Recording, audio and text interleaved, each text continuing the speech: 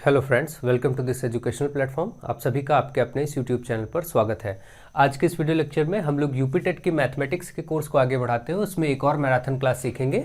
तो आप सभी अपनी तैयारी बहुत अच्छे प्रकार से करते रहिए। आप लोगों के लिए मैथमेटिक्स का पूरा कोर्स चैनल पर अवेलेबल है।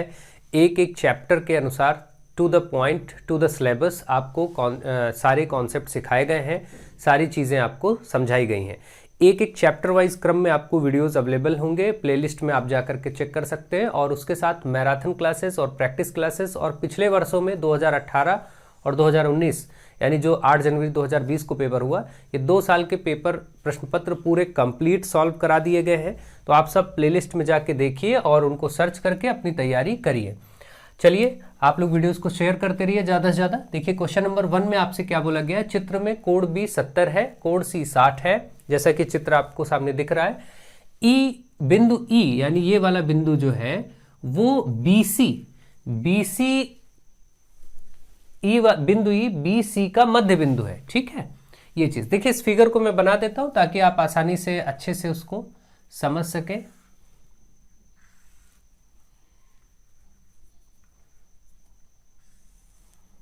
इस तरीके से कोई कुछ डायग्राम है। यहाँ पर बी पॉइंट है, ये ई है, ये आपका सी है। इसी तरीके से ये एफ पॉइंट है और ये आपका ए पॉइंट है। यहाँ पर ये बोला गया है कि जो बिंदु ई है, ई वाला बिंदु, वो बीसी का मध्य बिंदु है। बीसी देखिए, बी से लेकर के सी तक, यहाँ इसका ये मध्य बिंदु है ई।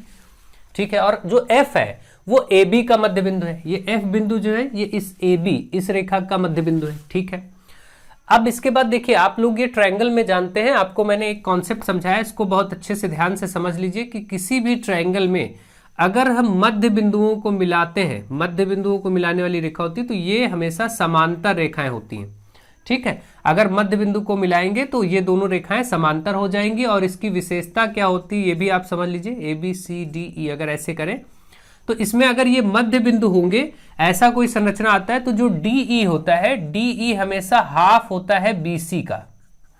ये भी ध्यान रखें रूल।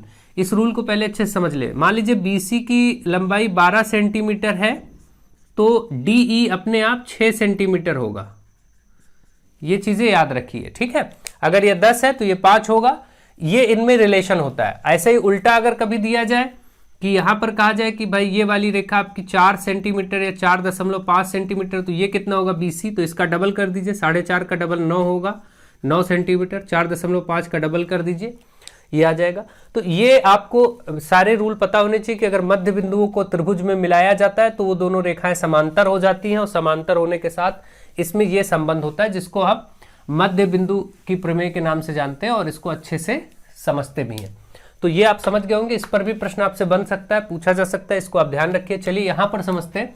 अब क्योंकि ई बीसी का मध्य बिंदु है, एफ ए बी का मध्य बिंदु है, तो इसका मतलब ये वाली भुजा और ये वाली भुजा समांतर होगी। ठीक है, समांतर है। अगर मैं इसको आगे बढ़ाऊं तो आपको देखिए कुछ यहां पर आपको समझ में आएगा। ये आप देख रहे हैं कि समांतर रेखाओं में मैंने आपको कॉन्सेप्ट सिखाया कि अगर कोई ऐसी तिर्यक रेखा हो, ठीक है, तो इसमें क्या होता है, अगर कोई ऐसी तिर्यक रेखा होती है तो ये वाले कोण जो एक ही तरफ बनते हैं, एक बाहर और एक भीतर। देखिए, दोनों रेखाओं के बीच में भीतर ये बन रहा है, और ये दोनों समांतर रेखाओं के बाहर वाले हिस्से पर बनना है, एक ही साइड में है। और आप देख रहे हैं जितना यहां पर कोण दिख रहा है उतना ही कोण आपको ये वाला भी दिख रहा है। ये कोण बराबर होते हैं, इनको संगत कोण कहते हैं, करस्पॉन्डिंग एंगल्स। अगर यहाँ पर 50 डिग्री होगा तो ये भी 50 डिग्री होगा। तो इसी तरीके से आपको अगर यहां पर देखना है कौन सा कोण आपको बताना है, एफ ई बी बताना है। देखिए, एफ ई बी मतलब ये वाला कोण बताना है। तो ये अगर मैं देखूं कि ये वाली रेखा समांतर हो गई, ये दोनों को अगर हम समांतर रेखा मान लें, तो ये वाली तिर्यक रेखा का काम करेगी जो यहां पर आपको दिख रहा है। जितना कोण यहां बनेगा उतना ही कोण यहां बनेगा। ठीक है, तो आप यहां पर देख रहे हैं, यहां वाला कोण आपको पहले से मालूम था कि ये वाला कोण 60 है, यहां वाला कोण भी आपको दिया गया था 70। तो आप बताइए, ये 60 है तो ये भी कितना हो जाएगा, 60 है ना भाई। ये वाला 60 है तो ये भी 60 हो जाएगा। बिल्कुल इसी रूल से आप इसको समझ सकते हैं कि ये दोनों करस्पॉन्डिंग एंगल्स है, यानी संगत कोण है, इसलिए ये 60 है तो ये भी 60 हो जाएगा। इसका आंसर बी पार्ट अपने आप हो जाएगा। तो आप बहुत अच्छे से इन सारी चीजों को समझिए, ध्यान दीजिए, तो बहुत ही ढंग से आप इसको कर पाएंगे और आराम से इसको सॉल्व कर लेंगे। आई होप आपको ये चीज समझ में आ गई होगी। चलिए आगे बढ़ते हैं और आगे अगला क्वेश्चन देखते हैं। क्वेश्चन नंबर 2 में आपसे कहा गया, दो सहअभाज्य संख्याओं का मासा क्या। मासा मतलब HCF यानी कि महत्तम समापवर्तक।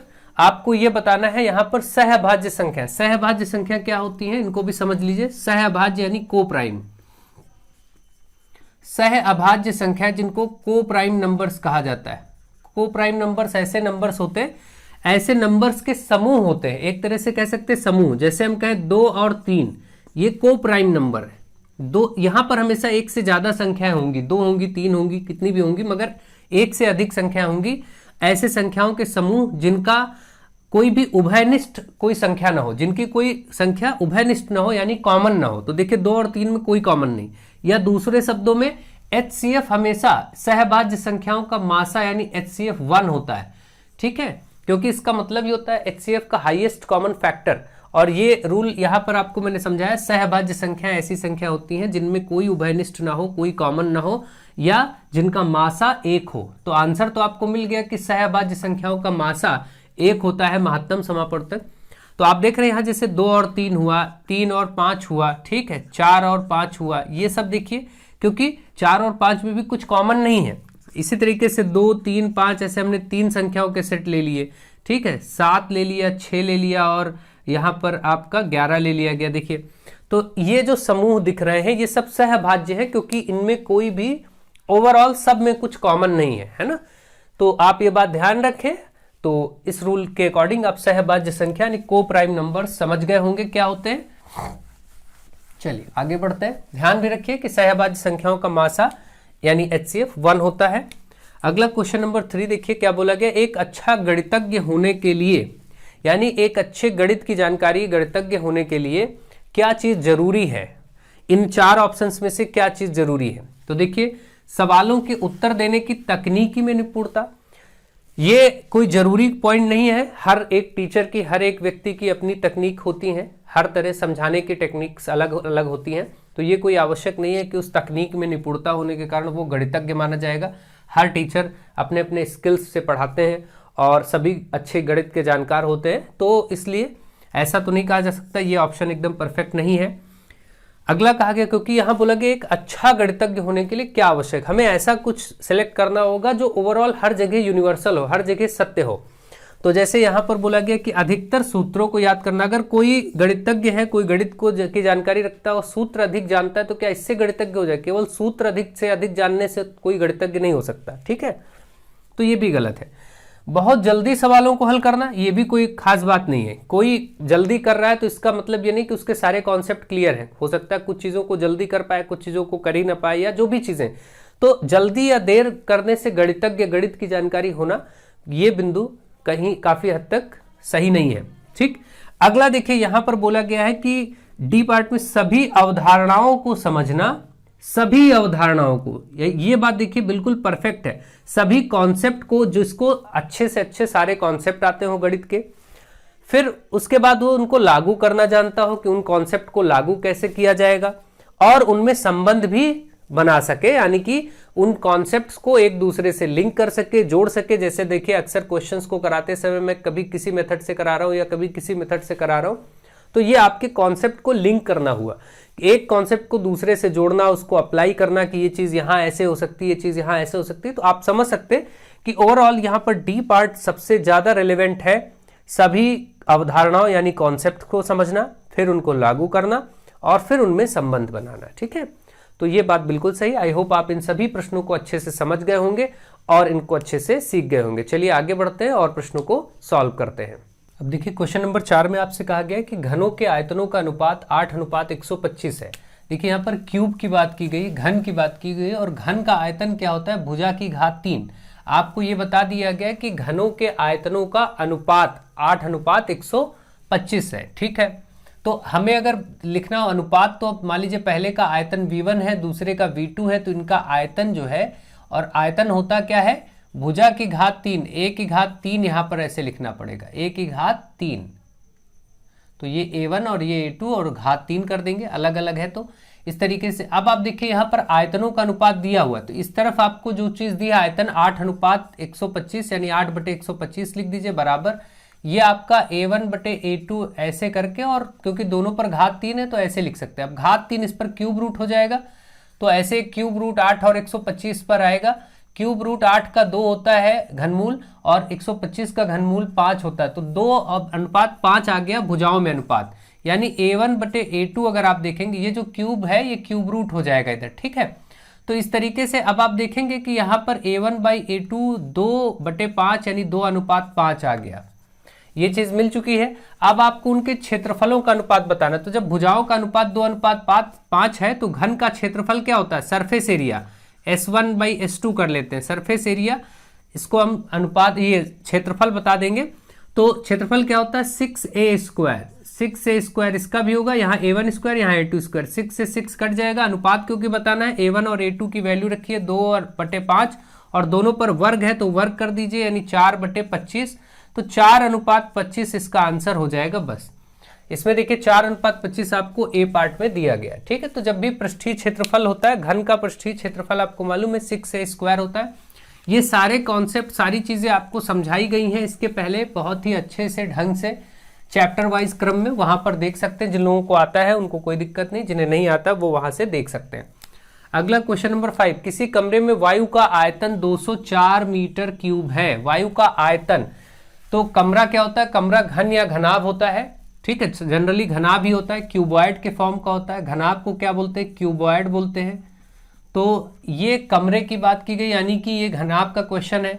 और घनाभ का आयतन या कमरे का आयतन ऐसे लिखेंगे, तो घनाभ का आयतन या फिर ऐसा कह लीजिए कि कमरे का आयतन, तो इसका जो आयतन होता है लंबाई गुणे चौड़ाई गुणे ऊंचाई होता है, लंबाई गुणे चौड़ाई गुणे ऊंचाई। अब आप देखिए यहाँ पर आयतन दे रखा है तो इस तरफ 204 रख दीजिए, बराबर है बराबर लगा दीजिए। लंबाई गुणे चौड़ाई को हम क्षेत्रफल भी कह सकते हैं।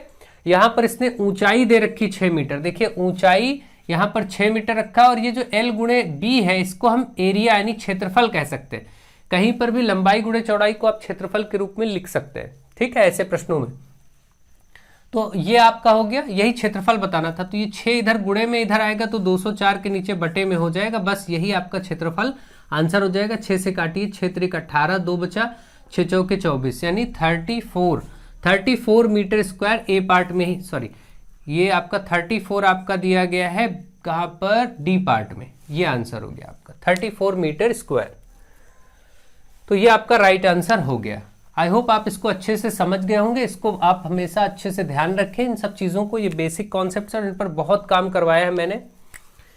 क्वेश्चन नंबर 6, किसी तार की त्रिज्या 1/3 कर दी जाती है। कोई तार है, तार हमेशा देखिए कोई भी तार होगा वो हमेशा सिलेंड्रिकल होगा, यानी कि बेलनाकार होगा, ठीक है। तो जो भी तार होगा वो सिलेंड्रिकल होगा, बेलन के आकार का होगा, ध्यान रखें। किसी तार की त्रिज्या 1/3 कर दी जाती है। देखिए पहले मान लेते त्रिज्या r थी, ठीक, तो यहाँ आगे कितना क्या बताया गया, किसी तार की त्रिज्या को 1/3 यानी 1/3 कर दिया गया।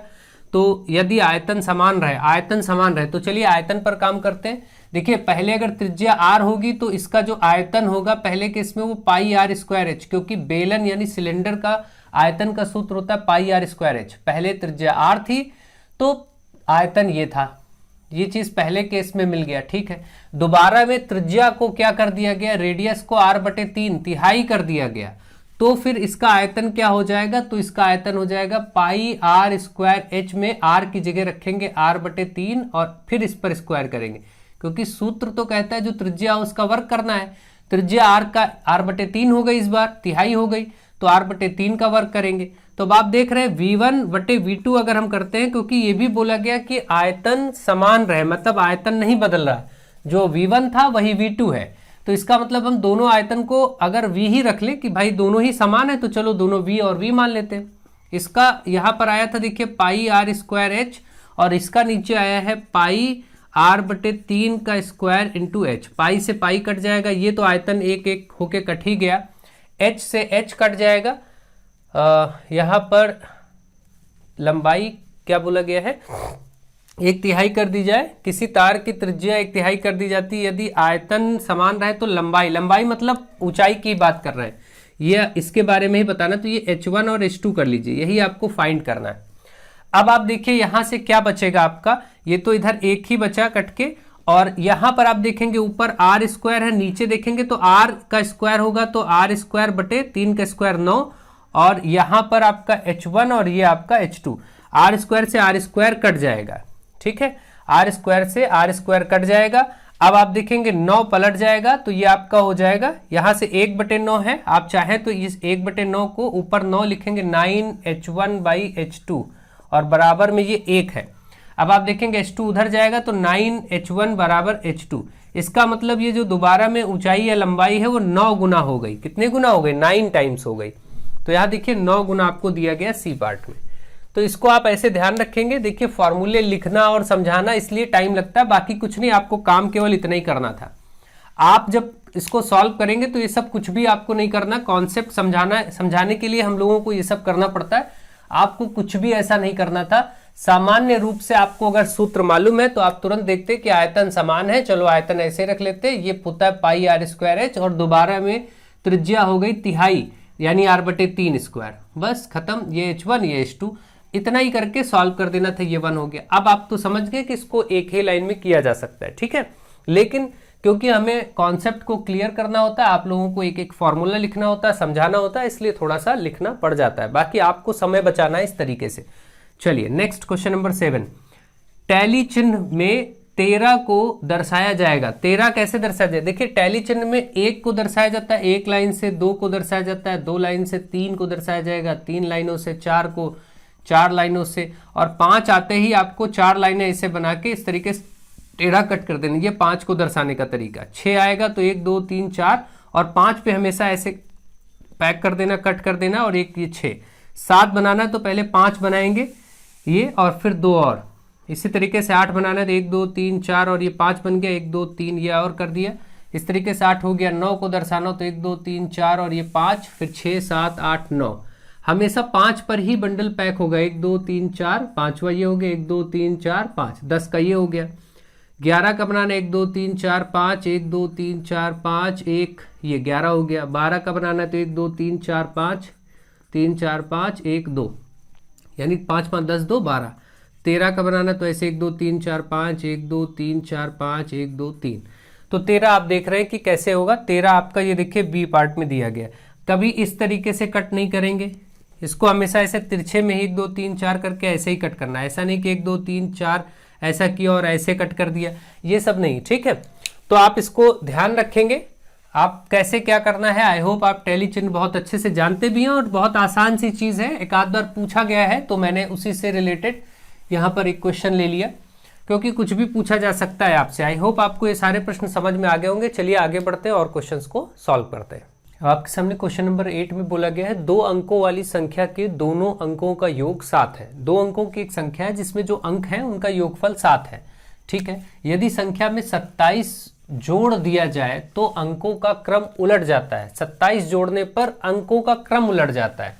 क्रम उलटने का मतलब जैसे 13 है और इसका 3 आगे आ जाए, एक पीछे 31 हो जाए, ठीक है। ऐसे जैसे 14 है 41 हो जाए, ऐसे जैसे 27 है और वो 72 हो जाए। इस तरीके से अगर ये क्रम उलट जाता है तो आप यही बात वो कहना चाह रहा है। तो प्रश्न आई थिंक आप समझ गए होंगे। आप चलिए देखिए, ऐसे प्रश्नों को करने के लिए आपको तमाम किताबों में समीकरण बनवाए जाते हैं। आपको यहाँ पर समीकरण बनाने की जरूरत नहीं है, डायरेक्ट आप यहीं से इसको अप्रोच कर सकते हैं। ऑप्शन से ही इस क्वेश्चन को डील कर लीजिए। ऐसे क्वेश्चन जब भी आए ऑप्शन से डील करिए। देखिए सबसे पहली कंडीशन को देखते हैं। इन्होंने कहा कि अंकों 2 अंकों वाली संख्या के दोनों अंकों का योग 7 है, जोड़ने पर 7 होना चाहिए। देखिए 5 और 2 7, 5 2 7, 3 4 7, 4 3 7, यानी ये कंडीशन तो सब में लागू है। यहाँ से हम कोई सॉल्यूशन नहीं पा सकते। ये बात ठीक है कि यहाँ से 4 के चारों ऑप्शन में अंकों को जोड़ने पर 7 मिल रहा है। अब दूसरी शर्त पे आते हैं। यदि संख्या में 27 जोड़ दिया जाए, ये जो संख्याएं हैं जैसे 25 है 52 है, इनमें सब में क्या करेंगे 27 हम ऐसे जोड़ देंगे। 27 जोड़ने पर क्या होना चाहिए, संख्या का क्रम पलट जाना चाहिए। जैसे 25 था वो 52 हो जाए, 52 था वो 25 हो जाए, इस तरीके से। तो यहां तो आप इसको देखिए जोड़ेंगे 7 2 9, 5 2 7, ये क्रम एकदम अलग ही हो गया। उलटने की तो बात छोड़ दीजिए, तो ये तो हो नहीं सकता, ठीक है। ऐसे ही 25 को देखिए 7 5 12 और 2 2 4 1 5, ये ठीक है। देखिए पहले था 25 अब हो गया 52, देखिए जोड़ने पर ये क्रम देखिए उलट गया, 5 आगे 2 पीछे हो गया। यही आंसर आपका बिल्कुल परफेक्ट हो गया। तो यहाँ पर कुछ भी और करने की जरूरत नहीं। बाकी ऑप्शन देख लीजिए। 34 में आप अगर 27 जोड़ेंगे तो क्रम उलटता है, 7 4 11 और 3 2 5 1 6, देखिए 61 हुआ। यहाँ पर कोई मतलब ही नहीं, क्रम उलटने का मतलब था 34 था तो ये 43 हो जाता, 4 आगे 3 पीछे, ऐसा हो नहीं पाया तो ये भी नहीं होगा। इसी प्रकार से चेक करना था, 25 में ये चीज हो गई और ये सॉल्व हो गया। इसको आपको अलग से समीकरण बनाने की कोई आवश्यकता नहीं है, ऐसे प्रश्नों में इसी प्रकार से आप डील कर लेंगे तो बहुत ही आसानी से सरलता से आपका आंसर आ जाएगा। ठीक है, नेक्स्ट क्वेश्चन नंबर 9, इसमें कहा गया संख्याओं, कुछ संख्याएं दी गई हैं, जैसे यहां बोला गया √2 और फिर 4 पर 1/3 और 5 पर 1/4, 3 पर 1/6। देखिए पहले हम इनको आपको कराने के लिए एक तरीका तो ये है कि सिंपली आप इनको सबको जो बटे वाली संख्या है इनका लासा लेकर के इनको बराबर कर ले, या आप इसको ऐसे भी लिख सकते हैं अपनी सुविधा के लिए, जैसे रूट में है तो इसको भी 1/3 किसी भी संख्या पर होने का मतलब होता है उस पर घनमूल। आपको मैंने ये चीज समझाई, किसी संख्या पर वर्गमूल हो तो उसका मतलब घात 1/2, किसी संख्या पर ऐसे घनमूल लगा हो, यहाँ 3 लिखा होता तो उस संख्या पर 1/3, एक ही बात है, ऐसे कह सकते हैं। किसी संख्या पर यहाँ पर 5 लिखा होगा तो इसका मतलब उस पर 1/5 ऐसे लिख सकते हैं आप। किसी भी संख्या पर यहाँ कुछ भी हो 4 लिखा हो तो उस संख्या पर 1/4 लिख सकते हैं, या फिर उल्टा अगर ऐसे लिखा है तो इस रूप में भी संख्याओं को आप लिख सकते हैं, कोई दिक्कत नहीं। 1/3 है मतलब घनमूल, 1/5 है मतलब यहाँ 5वां मूल, ऐसे ही मूल चिन्ह करणी के चिन्हों में आप इसको लिख सकते हैं। तो जैसे हम इसको चाहें तो लिख सकते हैं 4 पर 1/3 है तो इसका मतलब ये घनमूल होगा, 5 पर 1/4 है तो हम ऐसे लिख देंगे, यहाँ पर 4 लिख देंगे, चिन्ह मूल चिन्ह के पास यहाँ 4 लिख दिया जाएगा। 3 पर 1/6 है, इसका मतलब यहाँ आप 6 लिख दीजिए बस। तो ऐसे भी इन संख्याओं को लिख सकते हैं। ऐसे लिखने के बाद अब सरल तरीके से आपको इसको करना है, ध्यान रखना है ये जो मूल चिन्ह है इनके जो संख्याएं हैं, जैसे यहाँ वर्गमूल में तो कुछ नहीं है, वर्गमूल में कुछ नहीं होता फिर भी 2 माना जाता है। तो आप देखिए 2 3 4 और 6 ये जो मूल चिन्ह के पास संख्याएं हैं, बाहर जो चिन्हों के साथ है 2, यहाँ 3, यहाँ 4, यहाँ 6, इसका लासा ले लीजिए। तो 2 3 4 और 6 का आपको लासा लेने की भी सरल विधि मैंने बताई है कि सबसे बड़ी संख्या को देखिए, अगर बाकी संख्या काट दे तो वही लासा हो जाएगा। तो देखिए 2 से तो ये कट जाता है, 3 से कट जाता है, लेकिन 4 से नहीं कटेगा। तो ऐसे क्रम में फिर सबसे बड़ी संख्या का डबल करिए, सबसे बड़ी संख्या का डबल हो गया 12, 12 के लिए चेक करिए, 2 से भी कटेगा, 3 चौके 12, 4 ते 12, यही अब लासा हो जाएगा। तो करने की जरूरत नहीं है, नहीं तो आप इसी तरीके से आप इसको करेंगे। तो 2 3 4 और 6 का जो एलसीएम है वो आया 12, तो इन सबको 12 बनाएंगे। अब देखिए कैसे बनाएंगे ये बात ध्यान रखें, यहां पर ध्यान रखने योग्य बात यही है कि अब हम इन सबको 12 बनाएंगे। भाई यहां पर वर्गमूल है 2 था, 12 बनाने के लिए 6 से गुणा करेंगे, अंदर जो संख्या उसको ऐसे लिखा रहने दीजिए। आपने क्या किया, इस 2 को 12 बनाने के लिए 6 से गुणा किया, तो जितने से गुणा करते हैं अंदर वाली संख्या पर उतनी ही घात में वही संख्या चढ़ा देते हैं, घात में वही संख्या चढ़ा देते हैं। फिर देखिए यहाँ पर अब यह है 4 और यहाँ पर 3 को 12 बनाने के लिए 4 से गुणा करना पड़ेगा, बाहर वाले चिन्ह को, 4 ते 12 होता है, तो आपने 4 से गुणा किया इसलिए इस संख्या 4 पर वही घात में चढ़ा दीजिए।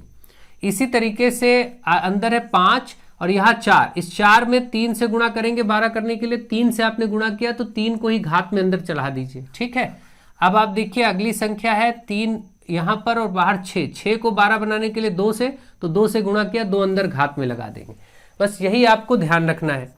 अब आप देखिए सात चिन्हों में यहाँ 12 हो चुका है, ये 2 पर घात 6 का मतलब हुआ 64 है ना, 2 पर घात 6, 2 गुणे 2 गुणे 2 करेंगे 6 बार तो 64 आएगा।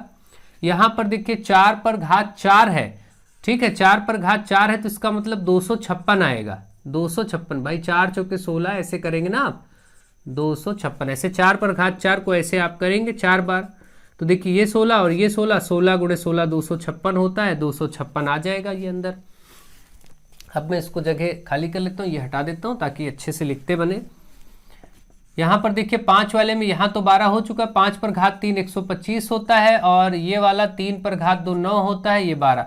अब आप देखिए सबके मूल चिन्ह बराबर हैं क्योंकि सब में 12 12 बाहर हो चुका है, लेकिन अंदर अब जो संख्या बड़ी होगी वही बड़ी मानी जाएगी, जो छोटी होगी वही छोटी मानी जाएगी। तो सबसे छोटी संख्या आप देख रहे हैं यही वाली दिख रही है, तो ये किसका बदला हुआ रूप था, सबसे अंतिम संख्या का 3 की घात 1/6 का ही बदलता हुआ रूप था ये, तो इसलिए आप इसको यही कहेंगे 3 की घात 1/6 सबसे छोटी संख्या है जो कि डी पार्ट में दी गई है। ठीक, आई होप आप ऐसे प्रश्नों को बहुत अच्छे से समझ गए होंगे कि ऐसे प्रश्नों को करने वाले कैसे किया जाता, छोटा और बड़ा कैसे बताते, ये सब मैंने कई बार पढ़ाया है और बहुत अच्छे से डिटेल में समझाया है।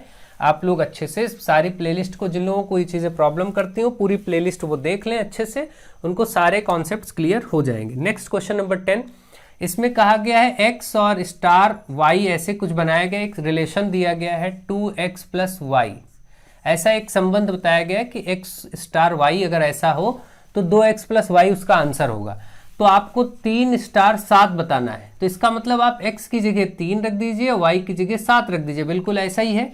तो ये एक्सप्रेशन जहां पर x है देखिए वहां पर हम क्या करेंगे, 3 रख लेंगे, फिर प्लस यहाँ y है, y की जगह 7 रख लेंगे, कितना आएगा 3 दूनी 6 प्लस 7, 7 6 जोड़ करके 13 आंसर हो जाएगा। बस ये चीज़ आपको समझना जरूरी है। इस प्रकार के बहुत सारे प्रश्न अक्सर बन जाते हैं अलग अलग रूपों में, तो आपको करना रहता है। ठीक, आई होप आप इसको बहुत अच्छे से समझ गए होंगे, इन संबंधों को अच्छे से करना सीख गए होंगे।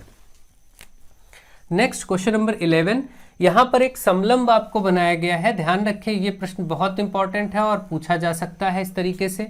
यहाँ का ए बी और सी डी इस तरीके से लिखा और इनके मध्य बिंदुओं को जोड़ दिया गया। अगर ऐसा कुछ किया जाता है तो आप इसको ध्यान में रखेंगे, ये ई और ये एफ, इसको आप ध्यान रखें। अगर एक समलंब ए बी सी डी हो और उसमें ये समांतर भुजाएं हैं, देखिए ए बी और सी डी समांतर भुजाएं हैं और ये मध्य बिंदुओं को जोड़ दिया गया है। अगर मध्य बिंदुओं को जोड़ा जाए तो जो ई एफ रेखा बन रही है, ई और एफ रेखा खंड बन रहा है, इसका मान होगा 1/2 गुणे समांतर भुजाओं का योग, यानी A B plus C D. इसको आप हमेशा इस रिजल्ट को याद रखेंगे अब आप, कि समांतर भुजाओं को जोड़ करके आधा कर देंगे तो वही बीच वाली रेखाखंड की लंबाई आ जाएगी। तो देखिए यहां पर जो भुजाएं थी वो, इसका मान था 14 सेंटीमीटर और ऊपर था 8 सेंटीमीटर, तो इन्हीं दोनों को जोड़ेंगे, 14 8 22। आप चाहें तो यहाँ मान रखें, डायरेक्ट अब कर सकते हैं, ये तो आपको समझाने के लिए लिखा गया, रूल आप समझ गए। अब यहाँ पर 14 और 8 और ये हो जाएगा 22, 1/2 गुणे 22 और ये काट के 11, आंसर आ गया 11। ठीक, तो इसका आपका ऑप्शन बी पार्ट में दिया गया है, 11 आंसर है इस प्रश्न का। आई होप आप इसको बहुत अच्छे से समझ गए होंगे। सारे कॉन्सेप्ट्स आप लोग ध्यान रखिए, अक्सर ऐसे प्रश्न बन जाते हैं तो फिर प्रॉब्लम होती अगर ये चीजें नहीं आती हैं। तो समलंब के लिए बहुत ही विशेष रूल है, ध्यान रखिए। अगर समलंब के मध्य बिंदुओं को ज्वाइन किया जाए तो ये जो ई एफ की लंबाई होगी, दोनों समांतर रेखाओं को जोड़ के आधा कर देना, 14 8 22 का आधा 11 आंसर।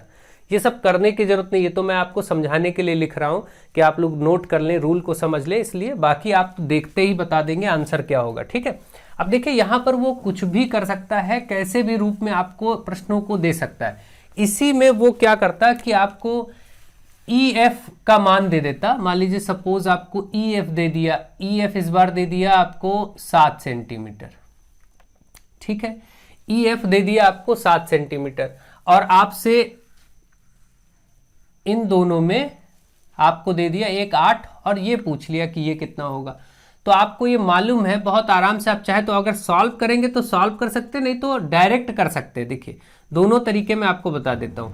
1/2 गुणे आप क्या करेंगे, ए बी आपको पता नहीं, इसको सॉल्व करना, और सी डी आपको 8 पता है, लेकिन इस बार आपको ई एफ का मान कितना पता है, 7, तो यहाँ 7 रख दीजिए। 1/2 गुणे ए बी प्लस 8। अब देखिए ये 7 इधर आएगा तो कितना हो जाएगा, 7 दूनी 14 बराबर ए बी प्लस 8। ठीक है, अब आप देखिए यहां से 8 इधर प्लस में इधर माइनस हो जाएगा, तो 14 में ये माइनस होगा 8, तो ए बी आपका आ जाएगा, ए बी बराबर आपका आ गया, ए बी बराबर आपका आ गया 6। 1/2 A B plus C D.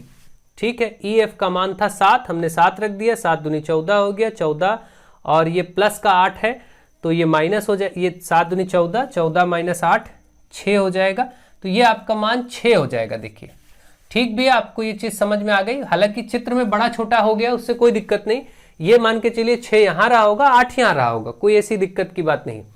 तो आप देखेंगे 8 6 14 का आधा ही बीच में आ रहा है। ठीक, अब ये आप मान के चलिए कि ये वाला 6 यहां रहा होगा, 8 इसको यहां पर मान लेंगे बस, तो 6 ये आएगा बस, और कोई प्रॉब्लम की बात नहीं है। तो आई होप आप इसको बहुत अच्छे से समझ गए होंगे कि ये प्रश्न कैसे होगा, कैसे सॉल्व होगा। किसी भी रूप में ये चीजें आ सकती हैं और किसी भी रूप में आपसे ये प्रश्न पूछा जा सकता है।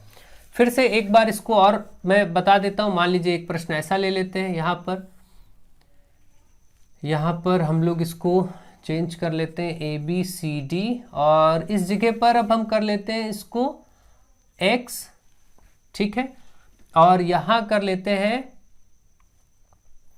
इसका एक मान ले लेते हैं कोई, जैसे यहां पर हमने ले लिया चलिए 12, ठीक है।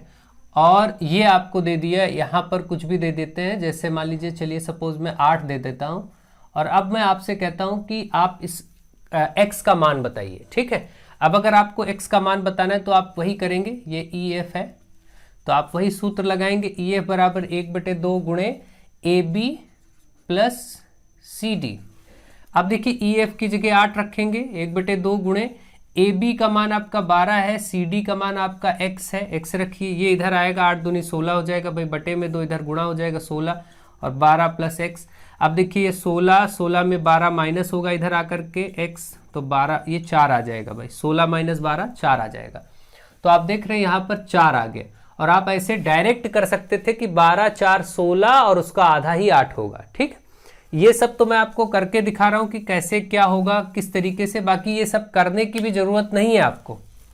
डायरेक्टली जब ऐसा प्रश्न मिला था तो आप इसमें आराम से कर सकते थे कि हाँ ठीक है, इसको हम ऐसे समझेंगे कि 8 ये कब आएगा, जब दोनों का योगफल ये कितना हो रहा हो 16, तो 12 4 16, क्योंकि उन्हीं का आधा तो ये आता है हमेशा, तो उसका आधा कर देंगे। अब आपके ऊपर डिपेंड करता है, आप लिख के करें, डायरेक्ट करें, जैसा भी करें। मैंने हर तरह से इसको समझा दिया है, कैसे भी प्रश्न बने तो आप इसमें प्रश्नों को कर सकते हैं, ठीक।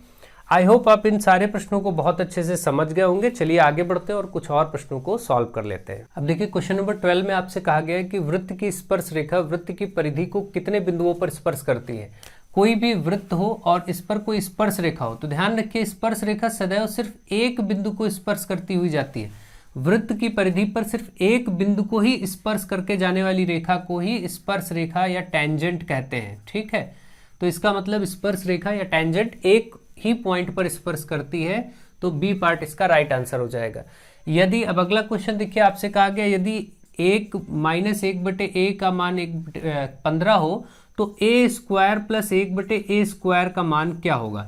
ऐसे क्रम में मैंने आपको सूत्र बताया कि जब भी ये माइनस वाला हो तो माइनस का सूत्र लगा लीजिए, a - 1/a का होल स्क्वायर ये होता है a square plus 1/a square minus का 2, ये सूत्र होता है। जब प्लस होता है यहाँ पर तो यहाँ बस प्लस हो जाता है, -2 की जगह +2। अब आपको मालूम है कि a - 1/a जहाँ होगा वहाँ 15 ले सकते हैं, देखिए दिया गया है, तो इसकी जगह आप 15 रखेंगे, उसका स्क्वायर करेंगे, ये इतना आपको बताना है। देखिए a square plus 1/a square यही आपको बताना, तो इसको आप ऐसे रहने दीजिए, -2। अब देखिए -2 इधर आएगा प्लस हो जाएगा, तो आप देख रहे हैं ये 15 का स्क्वायर 225 होगा, 15 का वर्ग 225 में +2 करेंगे तो ये कितना हो जाएगा 227।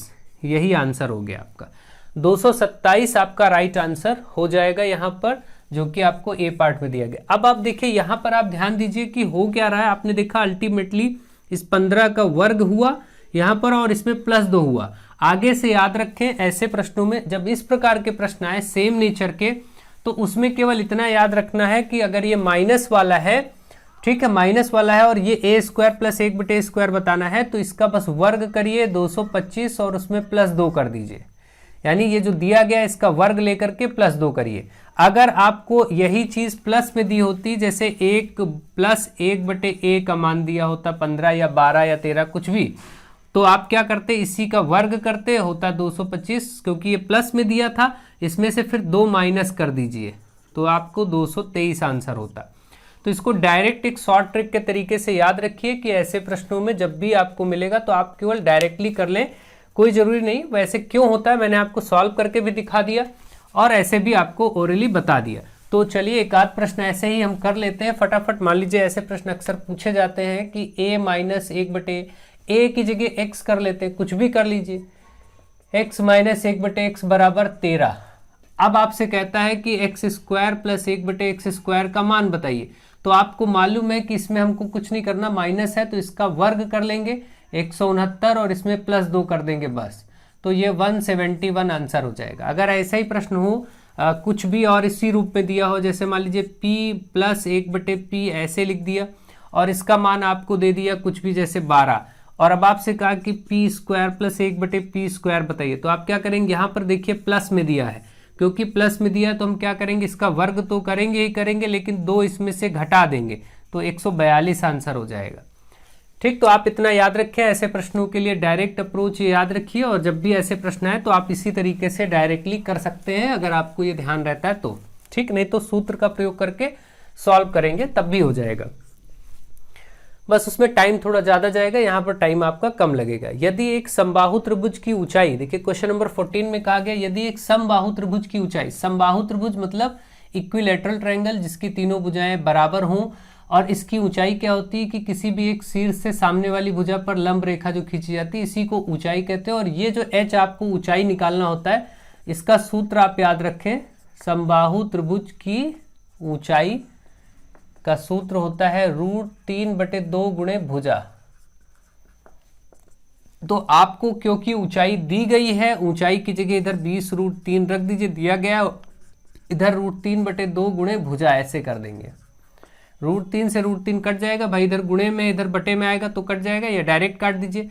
तो इधर 20 बचा, और ये जो बटे में 2 20 के साथ गुणा हो जाएगा आकर के 20 दूना 40। इसका मतलब जो भुजा है वो 40 आ गई। देखिए 20 दूना 40, तो भुजा तो आपको 40 मिल गई, लेकिन आपसे भुजा नहीं पूछा था, क्षेत्रफल पूछा था समबाहु त्रिभुज का। तो अब आपको एक और सूत्र का प्रयोग करना होगा, समबाहु त्रिभुज का क्षेत्रफल। और समबाहु त्रिभुज का क्षेत्रफल होता है √3/4 गुणे भुजा स्क्वायर। ये सूत्र सब याद कर लीजिए, ये वाला सूत्र भी आप ध्यान रखिए और ये वाला सूत्र भी ध्यान रखिए जो अभी बताया गया।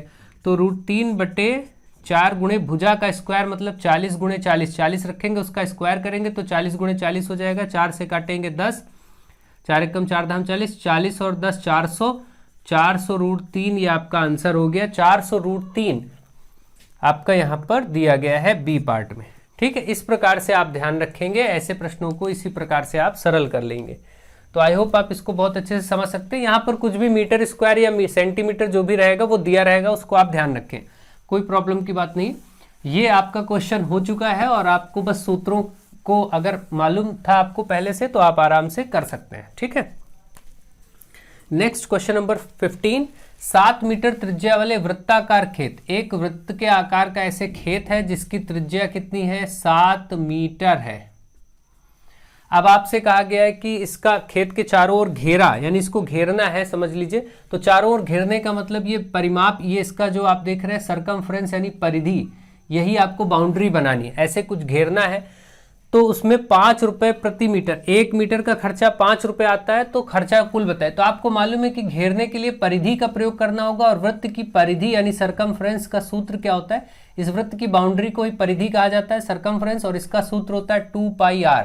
ये आपको परिधि पता चल जाएगा, ये बाउंड्री, और इसी को घेरना है। तो पहले देखें बाउंड्री कितनी है, तो बाउंड्री देखेंगे तो पाई का मान 22/7 रखेंगे, आर है 7, 7 ही रखेंगे, 7 से 7 कटा, 22 दूना 44। आप देखेंगे कि 44 मीटर ये बाउंड्री है जिसको घेरना है। और क्योंकि 1 मीटर का खर्चा 5 रुपए है, तो 44 मीटर का खर्चा कितना होगा, जाहिर सी बात है 44 गुणे 5 कर देना है बस। 5 चौके 20, 5 चौके 20, 2 22, 5 चौके 20 के 0, 2 5 चौके 20, 2 22, 220 रुपए का खर्चा यहाँ पर लग जाएगा, जो कि सी पार्ट में दिया गया है। 220 रुपए का खर्चा ऐसे केस में आ जाएगा। आई होप आपको ये सारी बातें बहुत अच्छे से ढंग से समझ में आ गई होंगी और अच्छे से आप ऐसे प्रश्नों को कर लेंगे। चलिए आगे बढ़ते हैं और 1-2 प्रश्नों को और सॉल्व कर लेते हैं। अब देखिए आपके सामने क्वेश्चन नंबर 16 दिया गया, जिसमें बोला गया है संख्या 26 को रोमन अंकों में लिखा जाएगा। 26 को रोमन अंकों में कैसे लिखेंगे, देखिए आपको मालूम है कि 10 को तो x से लिखते हैं, तो x 10 10 20 हो जाएगा। और 26 लिखने के लिए 6 का जो प्रतीक होता है, ये 5 होता है v, और इसके बाद 1, ऐसे तो बाद में करेंगे तभी वो 6 माना जाएगा। तो इस प्रकार से आपका देखिए 10 10 20 6 26 ये होगा। तो आप देख सकते हैं ये आपका दिया गया सी पार्ट में, ये आंसर हो गया। ये देखिए जितना इसको क्या पढ़ेंगे, ये 10 10 20 और 9 29 हो जाएगा। ठीक है, क्योंकि 9 क्यों कहा जाएगा, x के पहले एक लाइन हो गई तो ये इसको 9 पढ़ा जाएगा, x के बाद एक लाइन हो जाएगी तो 11 पढ़ा जाएगा। ठीक है, ये सारी चीजें मैंने आपको विशेष रूप से संख्या पद्धति में चैप्टर में पढ़ाया हुआ है, और आप वहां पर इसको ढंग से सीख सकते हैं। कितनी भी बड़ी संख्या को रोमन अंकों में लिखना आप सीख सकते हैं, वहां पर मैंने बहुत ढंग से इसको समझा दिया है। जिनको आता है वो कोई दिक्कत नहीं, जिन्हें नहीं आता वो प्लेलिस्ट में जा करके इसको पढ़ लें, सीख लें। यहाँ पर देखिए दिया गया है, दिए गए चित्र में ABCD एक समांतर चतुर्भुज है। ABCD एक समांतर चतुर्भुज है, आपके सामने यहाँ पर एक समांतर चतुर्भुज दिया गया है जिसमें DAB 75 है। देखिए DAB ये वाला कोण देखिए 75 है और DBC 60 है। DBC यहाँ से देखिए इसके ऊपर ये जो कोण बन रहा है ये 60 बन रहा है, ठीक है। तो आपसे कहा गया BDC क्या होगा, BDC मतलब BDC यहाँ पर बनने वाला कोण क्या होगा, इसको मान लेते हैं हम X, इसी को आपको समझाना है। तो देखिए ये आपको बताना है क्या होगा। तो आपको पहले तो ये मालूम होना चाहिए कि समांतर चतुर्भुज जो बनता है, ये आप देख रहे हैं इस प्रकार से जो आपका समांतर चतुर्भुज बना है, इसकी विशेषता होती है कि विपरीत कोण बराबर होते हैं, आमने सामने के कोण। अगर ये 75 है तो पहले तो ये भी 75 हो जाएगा।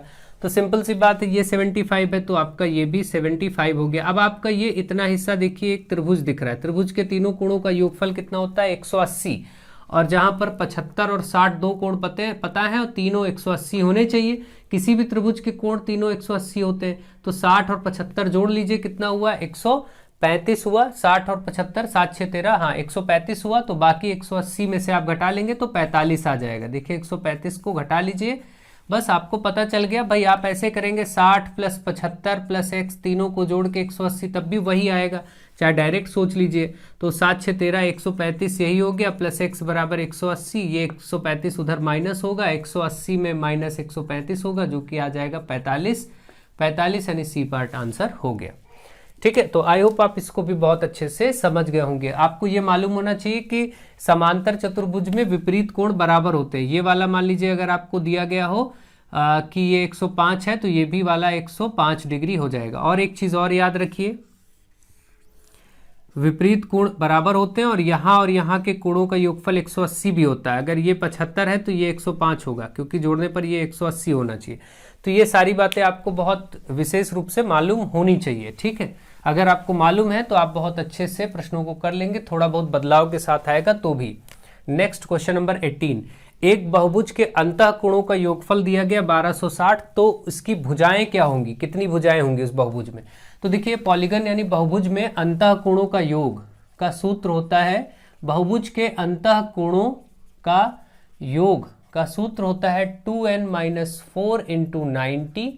चाहे आप ये लिख लें या 2 कॉमन करके, या फिर इसी सूत्र को एक इस तरीके से भी किताबों में लिखा मिलता है, अंतः कोणों का योग।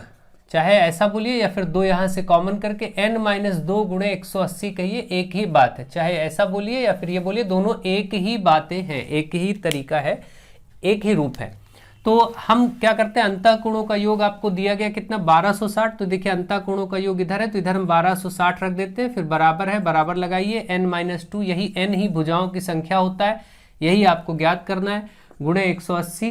180 इधर आएगा तो 1260 के नीचे बटे में हो जाएगा, क्योंकि यहाँ गुणे में है तो इधर आएगा बटे में होगा, 0 से कट जाएगा, 18 से 126 7 बार में 18 7 126, और ये n-2 इधर 7, इधर n-2 -2 इधर आएगा, 7 के साथ +2 हो जाएगा, n 7 2 9, यानी n का मान 9 आ गया। इसका मतलब 9 भुजाएं होंगी, 9 साइड्स होंगी इसकी, ठीक। तो 9 भुजाएं यानी डी पार्ट में आपको दिया गया। तो ये सब सूत्र आपको पता होने चाहिए बहुभुज के लिए, बाकी कोई दिक्कत नहीं, प्रश्नों को आप आराम से कर सकते हैं। आई होप आपको ये सारे प्रश्न बहुत अच्छे से समझ में आ गए होंगे। अच्छे से प्रैक्टिस करिए, अच्छे से सीखिए और वीडियोस को लगातार शेयर करते रहिए, फ्रेंड्स को जोड़ते रहिए। So thank you to all of you.